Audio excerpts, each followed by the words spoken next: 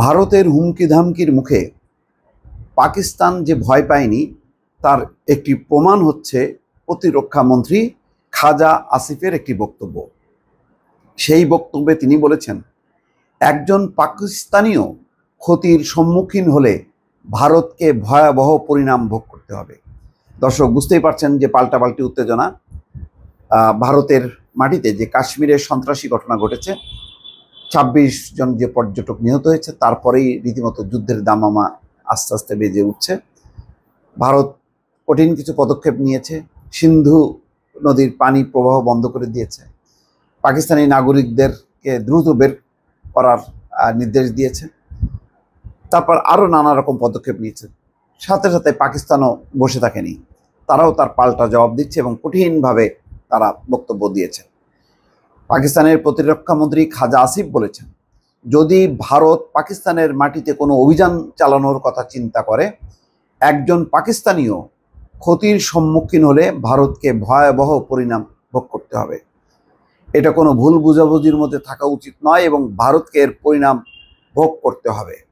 বৃহস্পতিবার ইসলামাবাদে জাতীয় নিরাপত্তা কমিটির বৈঠক শেষে এক সংবাদ সম্মেলনে তিনি কথা বলেন। এ সময় প্রধানমন্ত্রী ইশাক দার এবং অন্যান্য মন্ত্রীরা উপস্থিত ছিলেন। খবর বিবিসি। প্রতিরক্ষা মন্ত্রী আসিফ বলছেন, যদি পাকিস্তানি নাগরিকরা নিরাপদ না থাকেন, ভারতকেও এর পরিণাম ভোগ করতে হবে। পাকিস্তানের শহরগুলোতে ভারতের সন্ত্রাসী হামলা চালানোর পরিকল্পনা রয়েছে, এমন তথ্য পাকিস্তানের কাছে রয়েছে বলে জানান প্রতিরক্ষা মন্ত্রী। তিনি বলেন, ভারত যদি পাকিস্তানের কোনো শহরে কোনো ধরনের তৎপরতা চালায়, কোনো পাকিস্তানি নাগরিকের ক্ষতি করে, তবে পাকিস্তানও একইভাবে জবাব দেবে।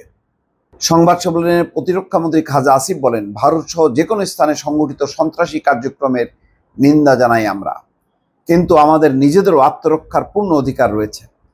ভারতকে অভিযুক্ত করে তিনি বলেন, আফগানিস্তানের টিটিপি সহ অন্যান্য সন্ত্রাসী রয়েছে, পাকিস্তানে সন্ত্রাসবাদের ধরন ভারতের মতোই, এবং কুলভূষণ যাদব সন্ত্রাসবাদে ভারতের জড়িত থাকার জীবন্ত প্রমাণ।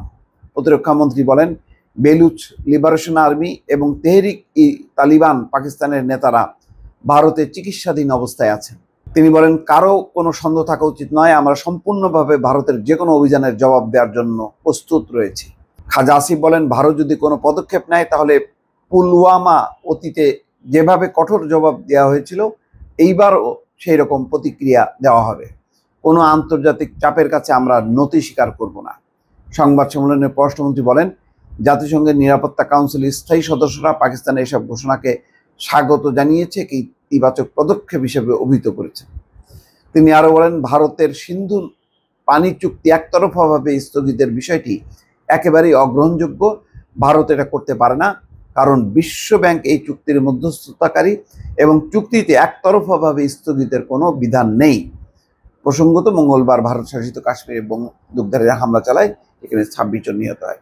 দর্শক, বুঝতে পারছেন যে একেবারে যেমন ভারতের প্রধানমন্ত্রী নরেন্দ্র মোদী বলছেন, ওই সন্ত্রাসীদেরকে পৃথিবীর শেষ সীমানা পর্যন্ত ধরা হবে, তেমনি এই প্রতিক্রিয়ায় অর্থাৎ পাকিস্তানের উপর দোষ চাপিয়ে যদি পাকিস্তানের বিরুদ্ধে যদি কোনো পদক্ষেপ নেওয়া হয়, কোনো আক্রমণ করা হয়, তাহলে তার পাল্টা জবাব দেওয়া হবে। পরিষ্কার। দর্শক, ভালো থাকবেন।